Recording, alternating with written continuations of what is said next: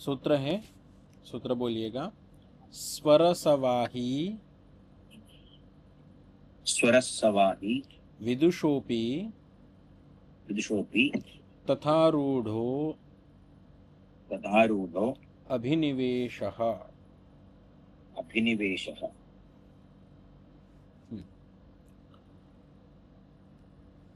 स्वरसवाही किसको कहते हैं? जो कीड़े वगैरह होते हैं,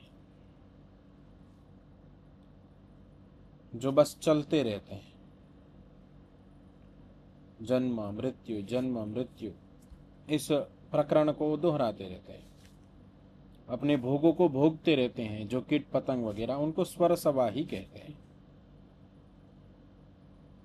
बोले जिस प्रकार से उन कीड़े मकोड़ों पर भी ये अभिनिवेश क्लेश आरूढ़ होता है, ऐसे ही विदुषों पे, विद्वानों के ऊपर भी इसी प्रकार वो आरूढ़ होता है।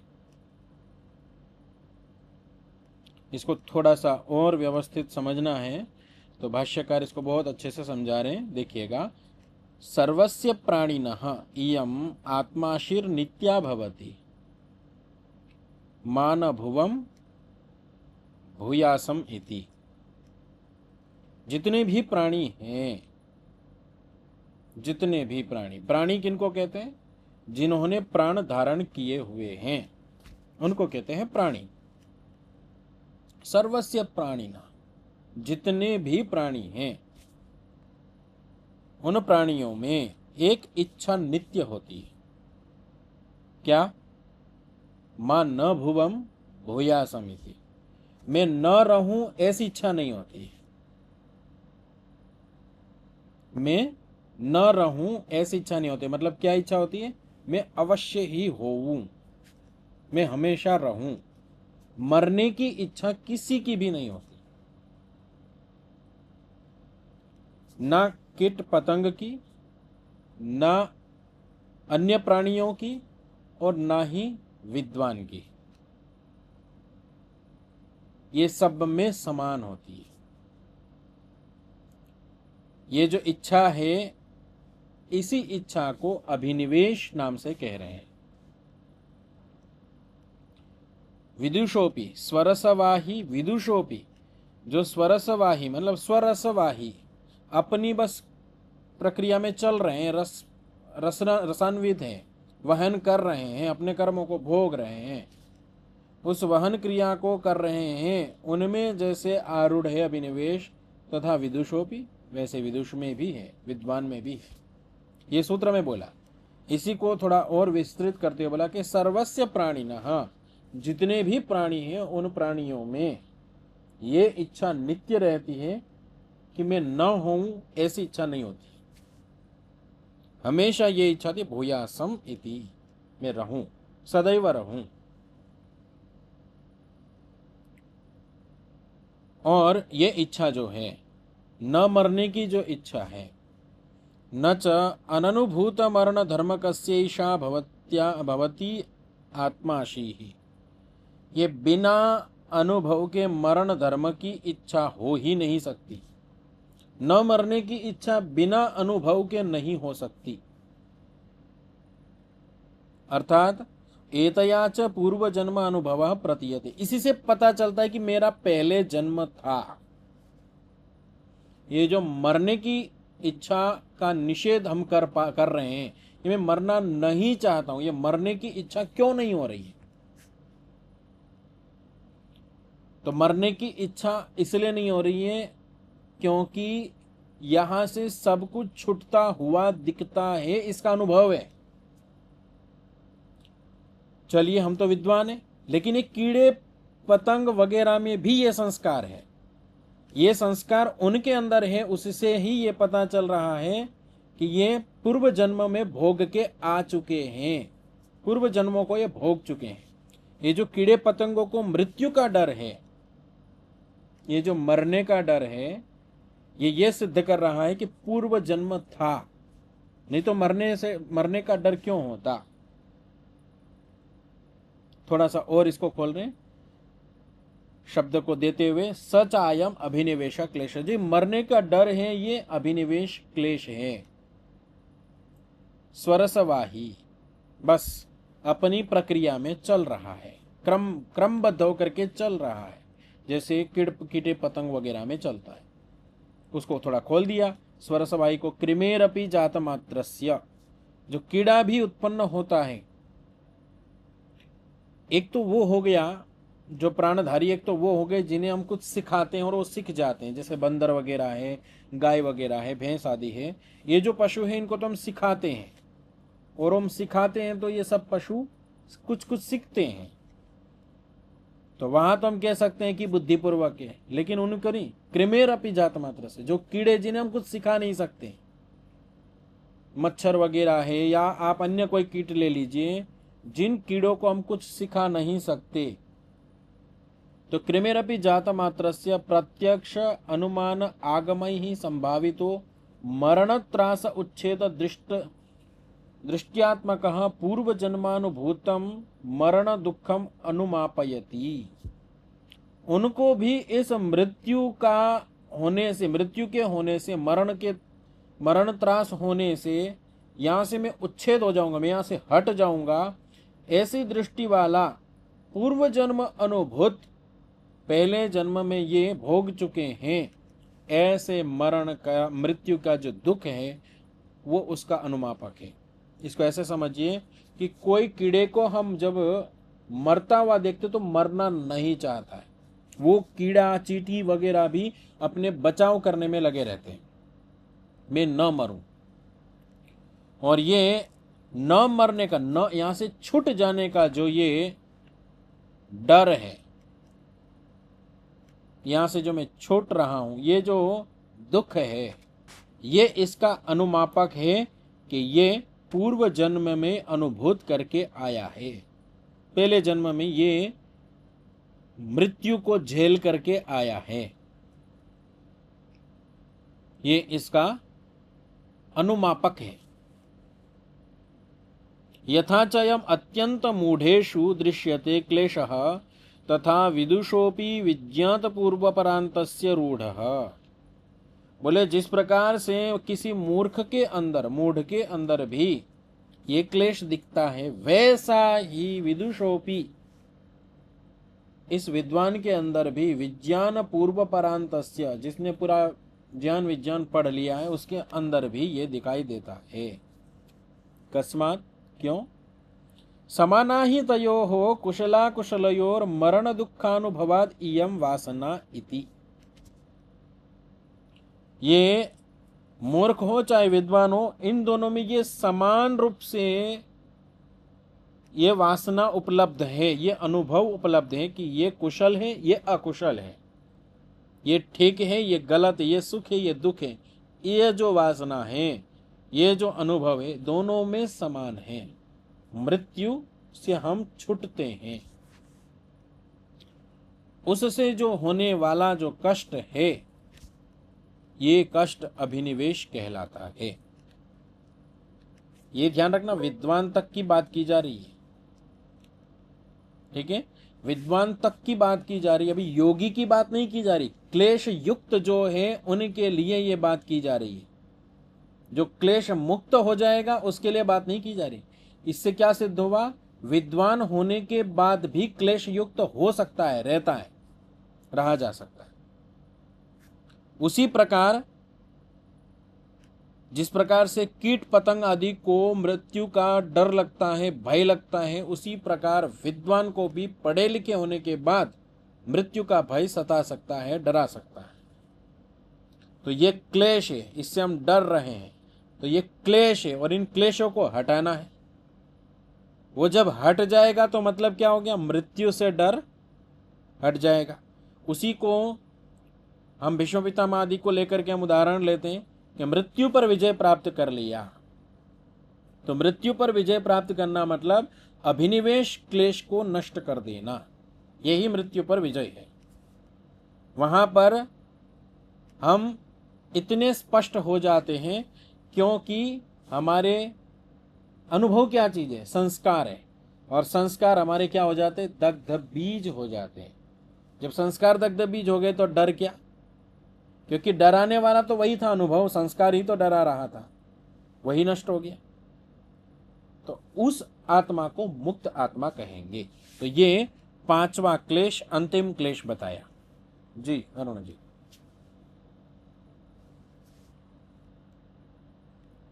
म्यूट खोल दीजिए। आशय व्यक्त है, पर यहाँ जो उदाहरण दिया है उसमें तो एक संशय आ रहा है कि जो स्वरसवाही है, जो उनको पूर्व जन्म में जो स्मृति होती है, जो मरण का भय, इसलिए वो जो अपना जीवन खोना नहीं चाहते। अगर पूर्व जन्म की स्मृति न होते हुए भी इसका भय क्यों नहीं हो सकता? एक उदाहरण देता हूँ। ऐसा है कि आप एक समुद्र में जीवित कछुआ, वो कछुआ समुद्र के किनारे आकर अंडा डालते हैं और भाग जाता, यानी कि समुद्र में ही जाते हैं। जब बच्चा पैदा होते हैं तब अगर आप हमारे यहाँ लाएंगे तो वो पश्चिम की ओर जाएंगे, उड़ीसा में जाकर ये अंडा डालेंगे तो पूरब की ओर जाएंगे, समुद्र की ओर जाएंगे। तो वो ज्ञान कहाँ से प्राप्त हुई? पिछले जन्म से। तो पिछले जन्म में भी कछुआ बना हुआ था। ठीक है। सभी ज्ञानों को लेकर के ये नहीं कहा जा सकता कि उसका उस दिशा में जाने का मतलब है कि पूर्व जन्म में भी वह था, ये आवश्यक नहीं। लेकिन ये निषेध भी नहीं किया जा सकता कि ऐसा नहीं था। पर कुछ विषयों में हम निर्णय कर सकते हैं जहां पर हमें नित्य हमें एक चीज दिखाई देती है। जैसे कि कोई शिशु है और वो शिशु स्वाभाविक रूप से सभी शिशु उस क्रिया को करते हैं जो ये वाला शिशु कर रहा है स्वाभाविक रूप से, तो वो ईश्वर के द्वारा प्रदत्त व्यवस्था के अंतर्गत आएगा। अब आपका प्रश्न सीधा आएगा कि मृत्यु के प्रति भी यह व्यवस्था आ सकती है, लेकिन यहां पर एक व्यवस्था भिन्न दिख रही है। जो मुक्त आत्मा होता है उसमें भय मुक्त देखा जा रहा है। जो क्लेशों को दग्ध बीज कर चुका है, क्लेशों को नष्ट कर चुका है, उसके अंदर ये भय नहीं दिख रहा है, ये डर नहीं दिख रहा है। इससे विज्ञान होगा कि अन्य पुरुषों में जो ये डर है वो स्वाभाविक नहीं है। एक बात। दूसरी बात, जब ये यहां पर स्वाभाविक नहीं है तो वहां पर भी आत्मा ही है, तो वहां पर भी स्वाभाविक नहीं है। अन्य योनियों में, अन्य योनिया मतलब कोई भी योनि, तिर्यक योनि कोई भी हो सकती, प्रतिचि दिग्वरुणोधिपति प्रदाकु रक्षितान्नमिषव, तो प्रदाकु कोई भी योनियां हो सकती है। तिर्यक योनि जो भी है उनमें भी ये स्वाभाविक नहीं है। मतलब यहां पर इस शरीर में आने पर भी कुछ स्थितियां बदल रही हैं, तो मृत्यु के भय की स्थिति भी बदल रही है, पर कुछ स्थितियों में मृत्यु का भय बना हुआ है। अब मृत्यु के भय में भी कई प्रकार की स्थितियां हैं। जैसी जैसी संस्कार की स्थिति वैसा वैसा भय है। जैसे मान के चलिए कि हमारे सामने कुछ ऐसी परिस्थिति आती है कि हमारा सब कुछ हमें छूटता हुआ दिखाई देता है वर्तमान जीवन में। पूर्व जन्म को छोड़ दीजिए, वर्तमान जीवन में छूटता हुआ दिखाई देता है, इसलिए मृत्यु का डर लगता है। परंतु किसी का कुछ छूटता हुआ हो ही नहीं, जिसके पास कुछ नहीं है, उसको भी मृत्यु का डर सताता है, और वो समान डर होता है। दुख का मात्रा अधिक कम हो सकती है, लेकिन मृत्यु का जो भय है वो समान होता है कि मैं छूट जाऊंगा, मैं मिट जाऊंगा। ये एक जो डर है, तो इसमें एक भेद करना पड़ेगा कि सब कुछ छूटना इसलिए कष्ट होना, एक है कि मृत्यु होने मात्र से कष्ट होना। ये जो कष्ट है, मृत्यु होने मात्र से कष्ट, ये जो सब कुछ छूट रहा था उसमें, और सामान्य व्यक्ति में जिसका कोई अभी संपत्ति धन आदि नहीं, उसमें ये चीज उन दोनों में समान है। पर योगी में वो भी नहीं है, इससे भेद हुआ। अब जिस प्रकार से यहां भेद किया, यही निम्न पुरुष के अंतर्गत और दूसरी योनि के अंतर्गत ले लीजिए। इस तरीके से भेद होते हुए पता चलता है कि यह स्वाभाविक नहीं है। ये कहीं न कहीं से आवृत्ति हो रही है, परंतु जहाँ पर कुछ क्रियाओं की हमें समान सभी कछुओं में हमें ये दिखाई दे रहा है कि सभी कछुए समुद्र की ओर अपने आप जाते हैं, मछली जल की ओर अपने आप जाना चाहती है। ये स्वाभाविक क्रिया है। इससे यह मतलब नहीं निकलेगा कि पूर्व जन्म में भी मत्स्य था। कुछ शरीर की संरचना उस प्रकार की बनाई गई है कि उसको उस ओर जाना होगा, तो ये ईश्वरीय प्रदत्त व्यवस्था के अंतर्गत आ जाएगा। लेकिन जो अस्वाभाविक होगा वो संस्कार के अंतर्गत आएगा।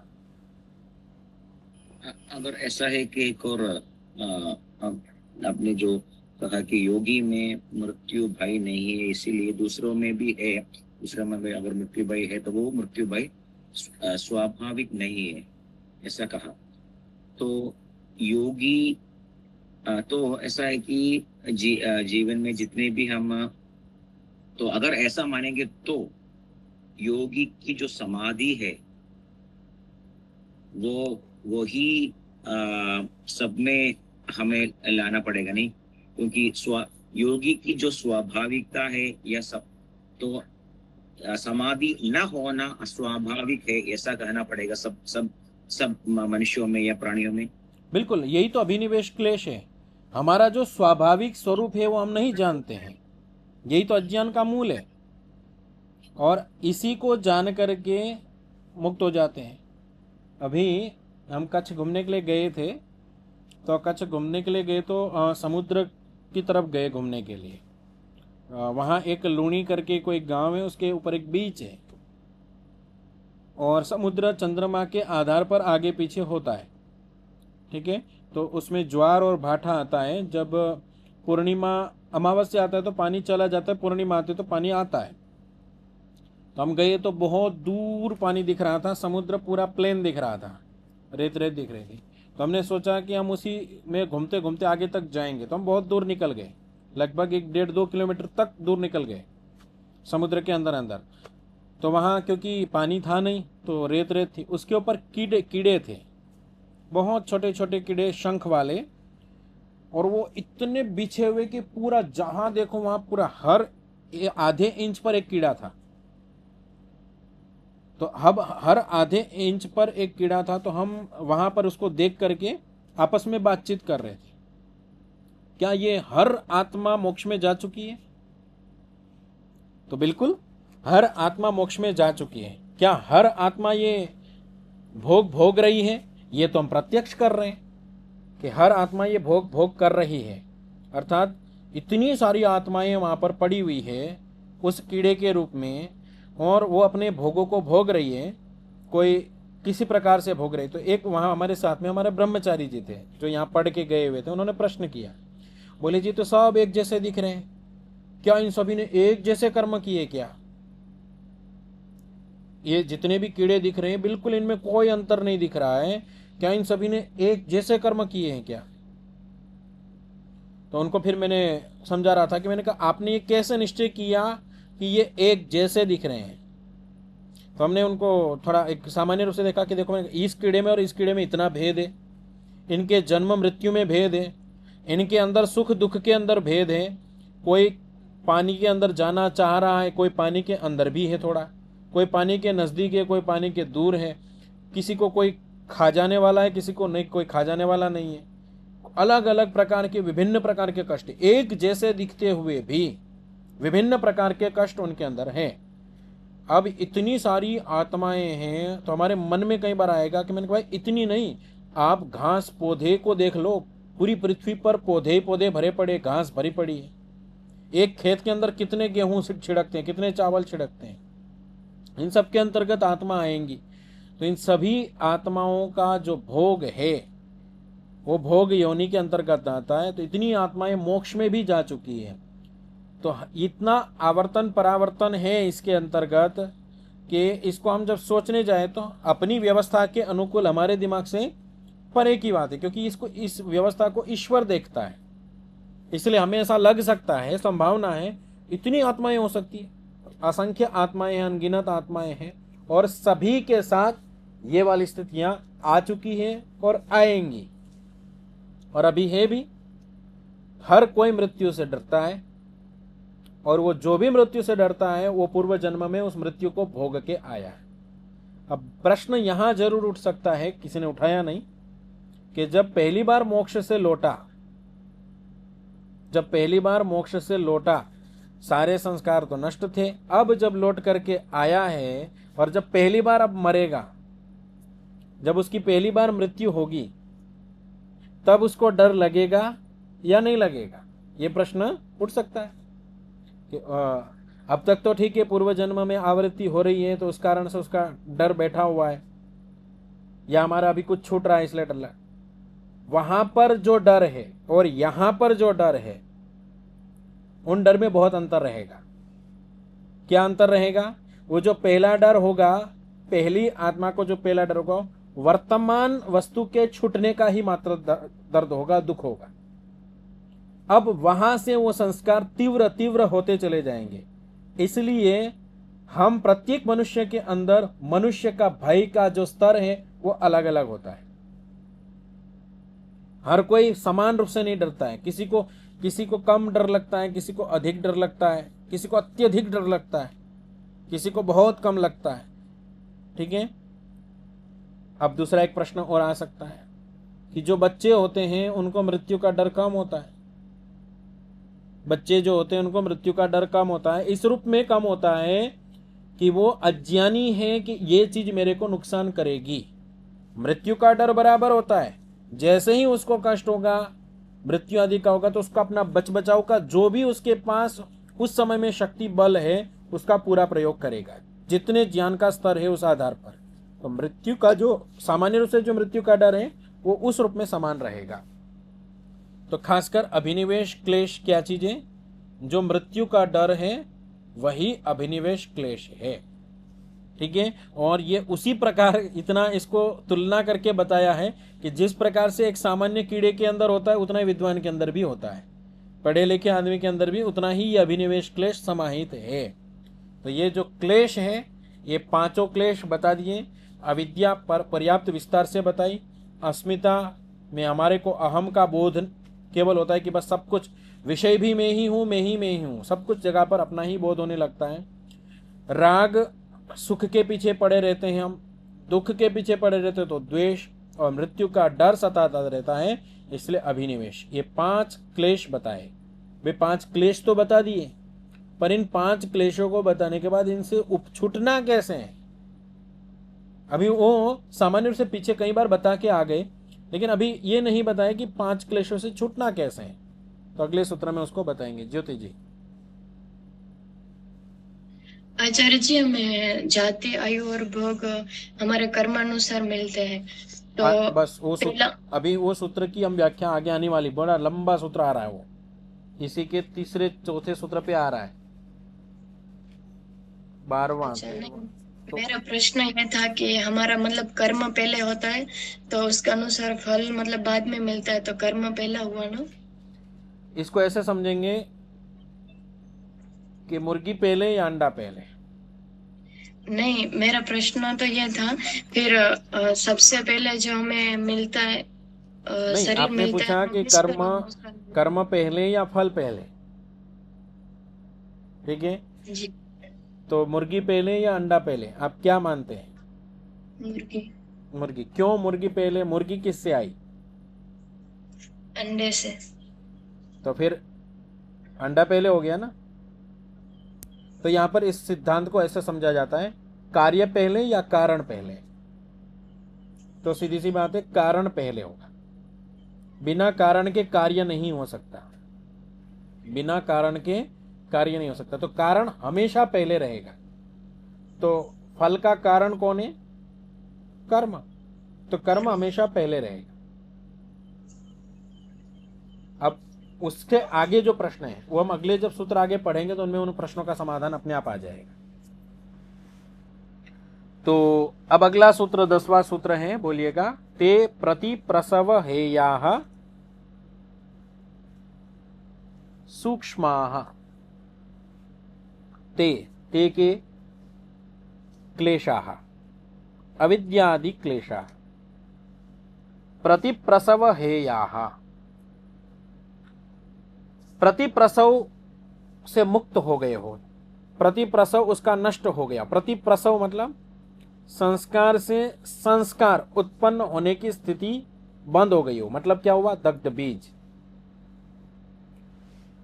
संस्कार जो पड़ा हुआ है वो संस्कार अब अगले संस्कार को उत्पन्न करने में असमर्थ है, प्रतिप्रसव हेय हो गया। उसी को यहां पर सूक्ष्म नाम से बोला है। पर है, पर वो संस्कार है अभी, ये मत करना कि नहीं है, ठीक है? वो संस्कार तो है लेकिन दग्ध बीज अवस्था में है।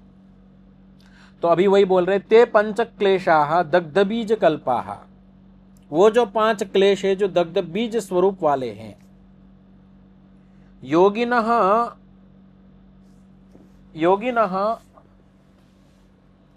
योगिनश्चरिताधिकारे चेतसि प्रलीने सह तेनैव अस्तम गच्छन्ति।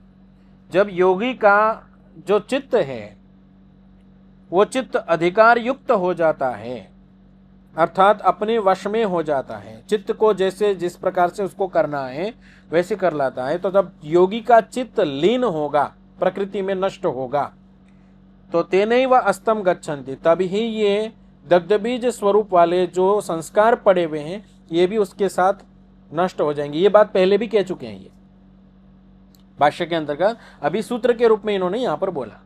बोले बात तो ठीक है, आपने जो कहा ये बात ठीक है कि भाई जो दग्धबीज वाले स्थिति है वहां पर तो ये हो जाएगा, लेकिन जो अभी है, अभी दग्धबीज नहीं हुए, उनका क्या करे? तो उसकी भूमिका 11वें सूत्र में बोले, स्थितानाम तो बीज भावोपगतानाम, जो पहले से संस्कार पड़े हुए हैं, जो बीज के रूप में पड़े हुए, उनका क्या करें? उनका क्या उपाय है? तो सूत्र है ध्यान हेयास्तद्वृत्तयः। क्या सूत्र है? ध्यान हेयास्तद्वृत्तयः। बोले इनको ध्यान से नष्ट करना पड़ेगा। ध्यानेन हेयास्तद्वृत्तयः, वृत्तयः संस्काराः कर्म अपना क्लेशाः, कुछ भी ले सकते हैं। तो ध्यान के द्वारा ये है, ये जो वृत्तियां हैं, ये जो क्लेश है, जो संस्कार हैं, ये ध्यान के द्वारा नष्ट किए जाएंगे। अभी ध्यान कौन सा? ये ध्यान समाधि वाला ध्यान है, क्योंकि क्लेश दग्ध बीज तो समाधि अवस्था में जाके होते हैं, और यहां बोल दिया कि ध्यानेन हेयास्तद्वृत्तयः, ध्यान के द्वारा नष्ट किए जाते, तो बात विरुद्ध हो जाएगी। तो वो ध्यान यहां है या कुछ और है? या फिर जो हम चिंतन वगैरह करते हैं उस ध्यान के द्वारा, किस ध्यान के द्वारा ये है, इसको किस ध्यान के द्वारा नष्ट किया जाएगा, या इसको ध्यान के द्वारा नष्ट करने की प्रक्रिया क्या है? ये होंगे तो कैसे नष्ट होंगे? इस प्रक्रिया के माध्यम से इन क्लेशों को नष्ट करने का बताया जाएगा। समय हो गया, ठीक है, कल कर लेते हैं। कल तो रविवार है ना,